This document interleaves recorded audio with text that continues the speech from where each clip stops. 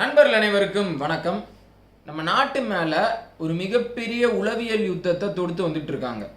சிங்கப்பூரில் ஷாங்க்ரிலா டயலாக் அப்படின்ற ஒரு முக்கியமான செக்யூரிட்டி ஃபோரமில் நம்மளுடைய chief of defence staff Anil Chauhan அவர்கள் ப்ளூம்பர்க் பத்திரிகைக்கு ஒரு பேட்டி அளிச்சிருக்கிறாரு. அந்த பேட்டியில் அவர் சொன்ன ஒரு குறிப்பிட்ட விஷயத்தை மிகப்பெரிய பேசுபொருளாக மாற்றி அதை இப்போது சைனா பாகிஸ்தான் ட்ரெண்ட் பண்ணி வந்துட்டு இருக்காங்க.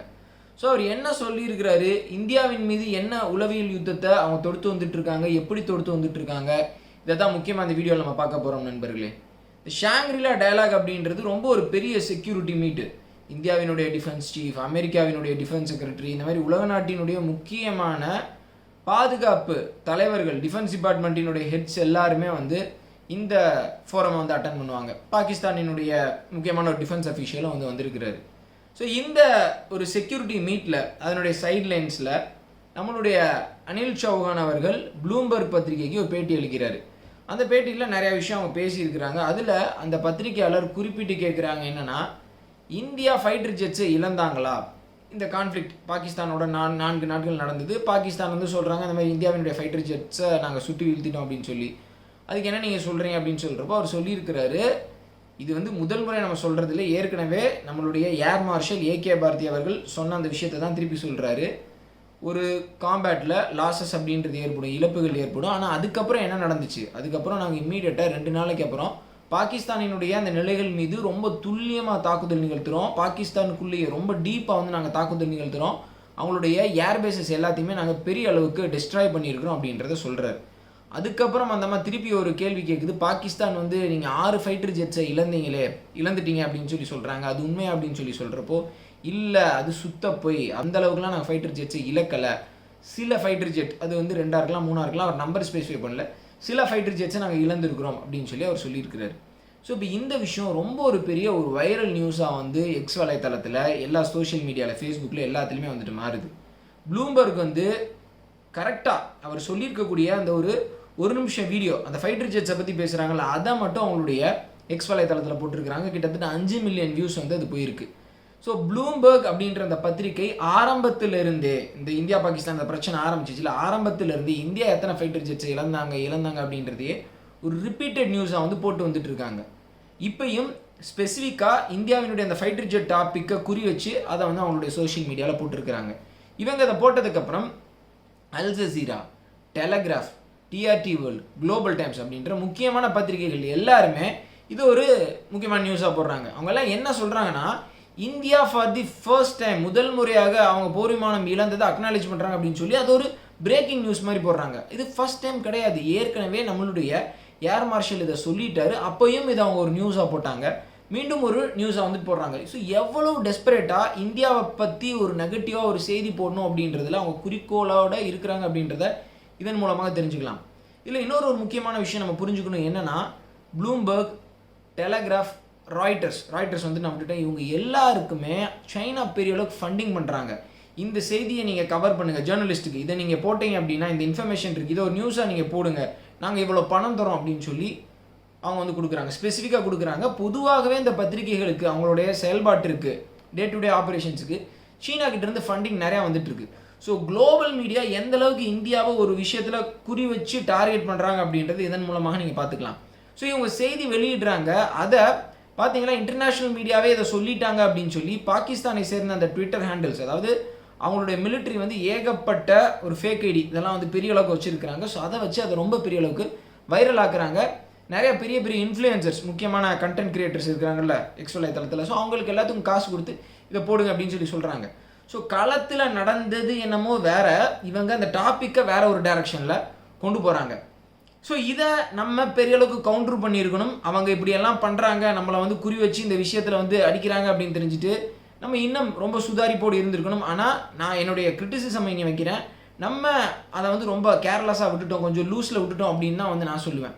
இப்போது நம்மளுடைய சீஃப் ஆஃப் டிஃபென்ஸ் ஸ்டாஃப் அவர்கள் ப்ளூம்பர்க் போன்ற ஒரு ஆன்டி இந்தியன் மீடியாவுக்கு பேட்டி அளிச்சிருக்க கூடாது அப்படின்றது என்னுடைய ஒரு தனிப்பட்ட கருத்து. இதுக்கு அடுத்து நம்ம முதல்ல ஒரு இந்தியன் மீடியாவுக்கு, இந்தியாவில் இருக்கக்கூடிய பத்திரிகை இந்தியா டுடேயோ என்டிடிவியோ இந்த மாதிரி ஒரு பத்திரிகைக்கு ஒரு எக்ஸ்க்ளூசிவ் இன்டர்வியூ கொடுத்துருக்கணும். பின்னாடி பேக்ரவுண்டில் பாகிஸ்தானுக்கு ஏற்பட்ட இந்த இழப்புகள், அவங்களுக்கு என்னென்னலாம் ஆச்சு அப்படின்றத ஒரு டிவி ஸ்க்ரீனில், எல்இடி ஸ்க்ரீனில் ஓட விட்டுட்டு நம்ம பேசியிருக்கணும். இந்த கான்ஃப்ளிக்டில் முக்கியமாக நடந்த ஒரு விஷயம் என்ன அப்படின்னு பார்த்தீங்கன்னா, இந்தியன் ஏர்ஃபோர்ஸுக்கு ஒரு உயிரிழப்பு கூட இல்லை. நம்மளுடைய ஃபைட்டர் ஜெட் பைலட்ஸ்லேருந்து எல்லாருமே சேஃபாக வீடு திரும்பிட்டாங்க. பெரிய காம்பேட் எக்ஸ்பீரியன்ஸோட வீடு திரும்பிட்டாங்க. ஆனால் பாகிஸ்தான் ஏர்ஃபோர்ஸுக்கு மிகப்பெரிய இழப்பு ஏற்பட்டிருக்கு. அந்த இழப்பை பாகிஸ்தான் ஒப்புக்கொண்டார்கள். அவங்களுடைய ஸ்குவாட்ரன் லீடர்லேருந்து முக்கியமான டெக்னீஷியன்ஸ்லேருந்து எத்தனை பேர் இருந்தாங்க அப்படின்றவங்க அக்செப்ட் பண்ணிட்டாங்க. அந்த பலி எண்ணிக்கை அதற்கு மேலும் இருக்கும்னு சொல்கிறாங்க. நம்ம பாகிஸ்தானினுடைய பொலாரி ஏர்பேஸ் ஹேங்கர் அடித்ததில் பாகிஸ்தானுக்கு பெரிய இழப்புகள் ஏற்பட்டிருக்கு. ஸோ அங்கே ஏன் முக்கியமான ஃப்ளைட்டை ஆப்ரேட் பண்ணக்கூடிய, ஃப்ளைட்டை மெயின்டைன் பண்ணக்கூடிய டெக்னீஷியன் இருக்கிறாரு, ஸ்குவாட்ரன் லீடர் இருக்கிறாரு, உள்ள ஃபைட்டர் ஜெட்ஸு முக்கியமான போர் விமானங்கள் இருக்கிற இடத்துல தான் அவங்க இருப்பாங்க. அங்கே ஏதோ வேலை நடந்துகிட்டு இருக்கு, அந்த இடத்த நம்ம அடிச்சிருக்கணும். அங்கே ஒரு அவாக்ஸ் காலி செய்யப்பட்டிருக்கு அப்படின்னு சொல்லி உறுதியாக சொல்கிறாங்க. இன்னும் முக்கியமான தகவல்கள்லாம் வந்துட்டுருக்கு. இதெல்லாம் ரொம்ப தெளிவுபடுத்தி பாகிஸ்தானோட லாஸஸை பற்றி நம்ம ஏன் எஸ்டாப்ளிஷ் பண்ணுற மாதிரி ஒரு வீடியோ பேசக்கூடாது, பேசியிருக்கணும். இந்த இன்ஃபர்மேஷன் வாரில் இதை நம்ம பண்ணியிருக்கணும் அப்படின்றது என்னுடைய ஒரு கருத்து. ஸோ இந்த லாஸஸை நம்ம பெரிய அளவுக்கு பேசுகிறப்போ அதை குளோபல் மீடியாஸ் கண்டிப்பாக எடுத்து ஒரு செய்தியாக போட வேண்டிய அந்த ஒரு சிறிய கட்டாயம் அவங்களுக்கு வரும். அவங்க பாகிஸ்தானுக்கு ஏற்பட்ட அந்த இழப்புகளை பற்றி சுத்தமாக பேசவே இல்லை. அது கிளியராக அவங்க அவாய்ட் பண்ணிட்டு போகிறாங்க. ரெண்டாவது விஷயம், அந்த அம்மா கேட்குது இந்த மாதிரி இந்தியாவுக்கு ஃபைட்டர் ஜெட் இழப்பு ஏற்பட்டுச்சுன்னு அதே கேட்குது. இந்த மாதிரி நேரத்தில் தான் நம்மளுடைய ஃபாரின் மினிஸ்டர் ஜெய்சங்கர் அவர்கள் மாதிரி பேசணும். அந்த நேரத்தில் அந்த இடத்துலையே அந்த பத்திரிகையாளரை தோலை உரிச்சிருவார். நீங்கள் இவங்கள்ட்ட கேட்டிங்களா யூரோப் இந்த விஷயத்தை பண்ணாங்களா? அவங்க இந்தியாவை மட்டும் டிஸ்கிரிமினேட் பண்ணி இந்த விஷயத்தை சொல்கிறாங்களே, ஒருதலை பட்சமாக செயல்படுறாங்களே அப்படின்னு வெளுத்து வாங்கிடுவார். ஸோ நம்மளுடைய இந்தியன் ஆர்மியினுடைய ஜாப் அது கிடையாது, டிஃபென்ஸ் ஃபோர்ஸஸினுடைய ஜாப் அது கிடையாது. அவங்க இப்படியெல்லாம் ஒரு பத்திரிகையாளர்கிட்ட உட்காந்து பதில் சொல்லிட்டு இருக்கிறது அவங்களுடைய வேலை இல்லை. ஆனால் அது வேறு யாராவது செஞ்சுருக்கணும், வேறு யாராவது அப்படி பண்ணி இவங்களை தோல் உரிச்சிருக்கணும் அப்படின்றதான் ஒரு முக்கியமான நோக்கம். ஸோ இந்த இன்ஃபர்மேஷன் வார்ஃபேரில் தொடர்ச்சியாக நம்ம அவங்களுடைய அந்த ஒரு ப்ரொபகேண்டாவுக்கு கீழே ஒரு லெவல் கீழே போய்கிட்டு இருக்கிறோம் அப்படின்ற மாதிரி தான் தோணுது நண்பர்களே. பாகிஸ்தானுக்கு இந்த தடவை ஏற்பட்ட இழப்பு அவங்க 1971 பங்களாதேஷ் லிபரேஷன் வாரில் கூட அவங்களுக்கு இந்த அளவுக்கு டிவாஸ்டேட்டிங் அவங்களுடைய ஏர்பேஸஸ்க்கு இழப்பு ஏற்படல. ஆனால் அவ்வளோ பெரிய இழப்பை ஏற்படுத்திட்டோம். அதை குளோபல் மீடியாஸ் எடுத்துக்கல, இல்லை நம்ம அவங்கள்ட்ட அது கொண்டு போகலையா அப்படின்றது தெரியல. ஸோ நான் நம்மளுடைய சீஃப் ஆஃப் டிஃபென்ஸ் ஸ்டாஃப் அவர்களை கிரிட்டிசிசம் பண்ணி பேசுகிற அளவுக்கு ஒரு ஆள் கிடையாது. நான் ஒரு சாதாரண ஒரு யூடியூபர். அவங்களுக்கு நம்மளோட நிறையா விஷயம் தெரியும். இருந்தாலும் இந்த பாகிஸ்தான் சைனா இவங்களுடைய அந்த பொய் பித்தலாட்டத்தை அம்பலமாக்குறதுக்கு, அதை எல்லாரும் முன்னாடியும் தவிடுபடியாக்குறதுக்கு இன்னும் நம்ம நிறையா செய்யணும் அப்படின்றது தான் ஒரு விஷயமா இந்த இடத்துல நான் சொல்லிக்கிறேன். பரவலாக பேசப்படுற இன்னொரு முக்கியமான விஷயத்துக்கு வர்றேன். நம்ம டிஃபென்ஸ் ஹேண்டில்ஸ், முக்கியமான டிஃபென்ஸ் எக்ஸ்பர்ட்ஸ், இந்த மாதிரி கருத்து பதிவிடுறவங்க இவங்க சொல்கிறது ஓப்பன் சோர்ஸ் இன்டெலிஜென்ஸ், இதை வச்சு நான் சொல்கிறேன்.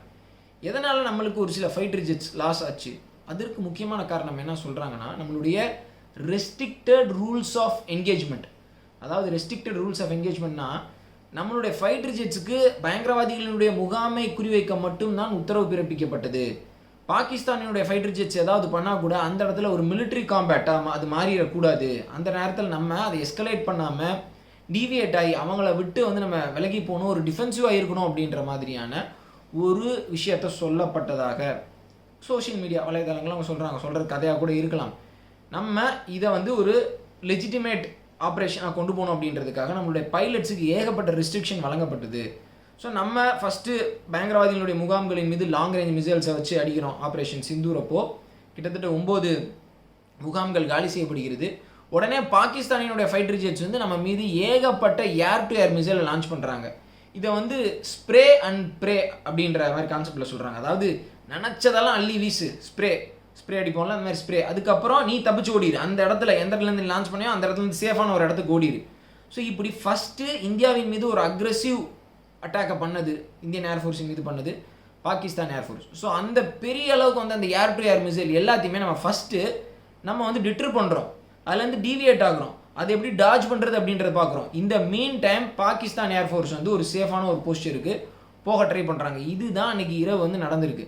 ஸோ இதில் ஏர் டு ஏர் மிசைல்ஸால் நம்ம ஒரு சில ஃபைட்டர் ஜெட்ஸை இழந்தோம் அப்படின்னு சொல்கிறாங்க. ஆனால் அதுக்கப்புறம் இம்மீடியட்டாக நம்ம பாகிஸ்தான் ஏர்ஃபோர்ஸும் ஒரு லெஜிட்டிமேட் டார்கெட் தான் அப்படின்னு சொல்லி முடிவு பண்ணிவிட்டு அவங்களுடைய ஏர்பேஸஸ் எல்லாம் அடிக்கிறோம். அதுக்கப்புறம் பாகிஸ்தான் ஏர்ஃபோர்ஸால் நம்மளை ஒன்றுமே பண்ண முடியலை. நம்ம அவங்களுடைய ஏர்ஃபோர்ஸை டீப்பாக அடிக்கிறோம், ஆனால் அதை அவங்களால டிட்டர் பண்ண முடியலை. அடுத்தடுத்த நாட்களில் பாகிஸ்தான் ஏர்ஃபோர்ஸை டோட்டலாக நிர்மூலமாக்கி அவங்கள தற்காத்து கொள்ள கூட முடியாத அளவுக்கு நம்ம கொண்டு போயிட்டோம். ஸோ இப்படி ஒரு விஷயம் நடந்திருக்கு. இங்கே நம்ம பண்ணுற இன்னொரு பெரிய தப்பு என்ன அப்படின்னா, பாகிஸ்தானில் பயங்கரவாதத்தையும் அங்கே இருக்கக்கூடிய இராணுவ அதிகாரிகளையும் வெவ்வேறாக பார்ப்பது. அவன் ரொம்ப தெளிவாக இருக்கிறான். அவனுடைய பயங்கரவாதிகளுக்கு அந்த முகாமுக்கு ஏதாவது பாதிப்பு ஏற்பட்டுச்சு அப்படின்னா அவங்கள பாதுகாக்கணும், அவனை டிஃபெண்ட் பண்ணணும் அப்படின்றதுல அவன் தெளிவாக இருக்கிறான். அடுத்த முறை ஏதாவது ஒரு விஷயத்த நம்ம பாகிஸ்தானுடைய பயங்கரவாதிகளுக்கு எதிராக பண்ணுறோம் அப்படின்னா அதே நேரத்திலேயே பாகிஸ்தான் இராணுவத்துக்கு எதிராகவும் ஒரு விஷயத்த பண்ணியே ஆகணும். அதை இப்போ நம்ம உணர்ந்திருப்போம்னு நான் நினைக்கிறேன். பல ஆண்டுகளாகவே பாகிஸ்தானோட ஒரு யுத்தம் நடக்கிறப்போ இல்லை ஏதாவது ஒரு கான்ஃப்ளிக்ட் நடக்கிறப்போ நம்ம தர்மத்தை ஃபாலோ பண்ணுறோம்.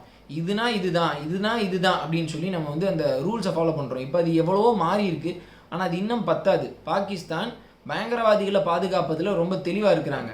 ஆனால் இந்த முறை ஒன்று நடந்திருக்கு. அது என்னன்னா, அவங்க பயங்கரவாதிகளை பாதுகாத்ததுனால நம்ம பிரம்மோஸ் அப்படின்ற ஒன்று வந்து கொண்டு வர்றோம். இந்த முதல் நாள் அந்த ஏர் கான்ஃப்ளிக்ட் நடந்ததுக்கப்புறம் பிரம்மோஸை நம்ம கொண்டு வர்றோம். ஸோ அந்த பிரம்மோஸ் வந்து ஒரு அவுட் ஆஃப் சிலபஸ் ஆயிடுச்சு அவங்களுக்கு. இந்தியா இவ்வளோ டீப்பாக இவ்வளோ பெரிய ஒரு விஷயத்த பண்ணுவாங்க அப்படின்றத அவங்க எதிர்பார்க்கல.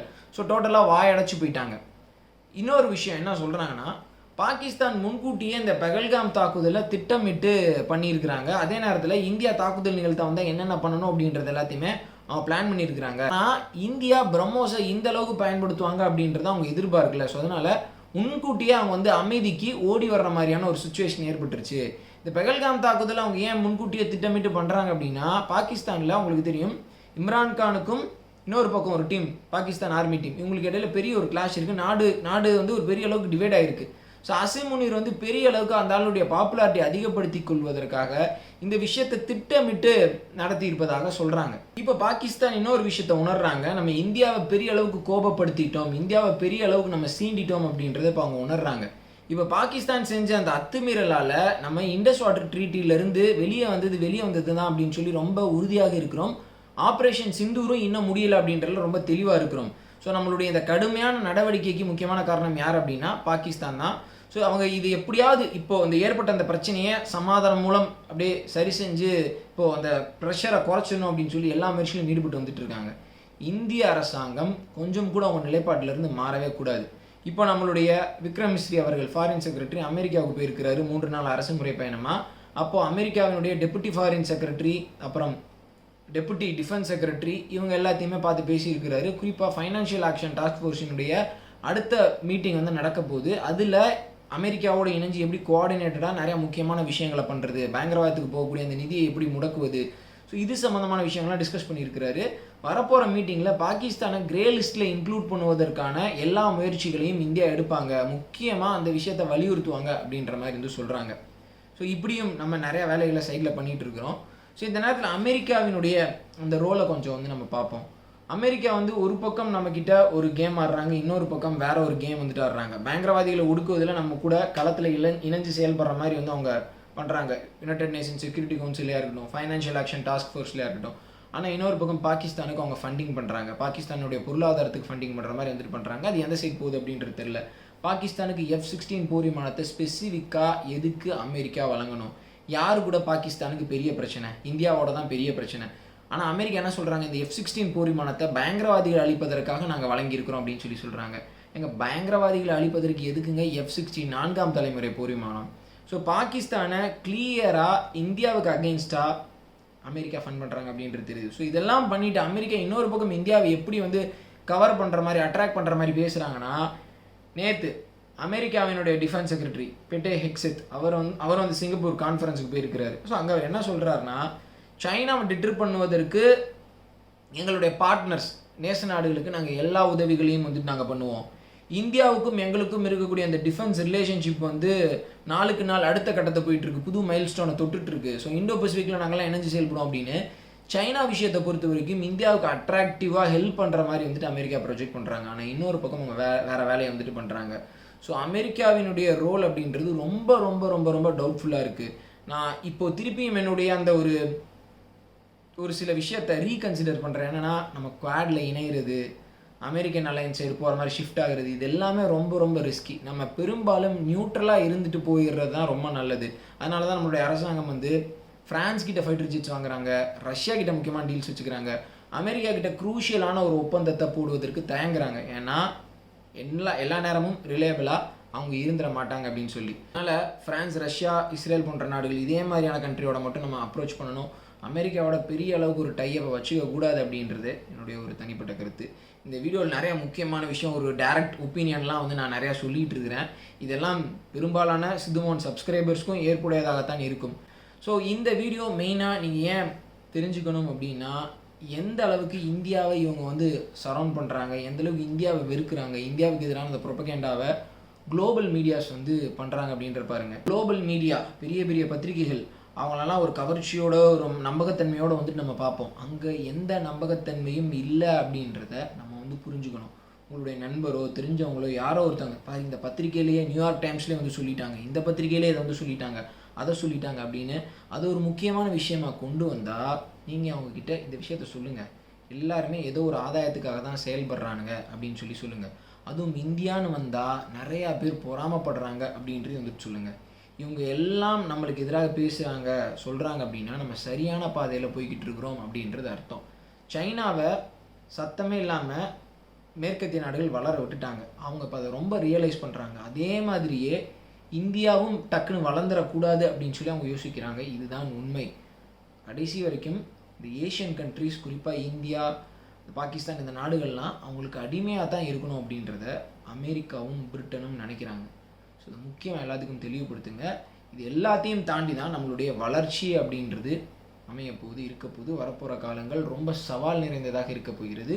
வீடியோ பார்த்தமைக்கு ரொம்ப நன்றி நண்பர்களே. சப்ஸ்கிரைப் பண்ணலன்னா மறக்காமல் சப்ஸ்கிரைப் பண்ணி பெல் ஐக்கானை கிளிக் பண்ணிக்கோங்க. ஜெய்ஹிந்த்.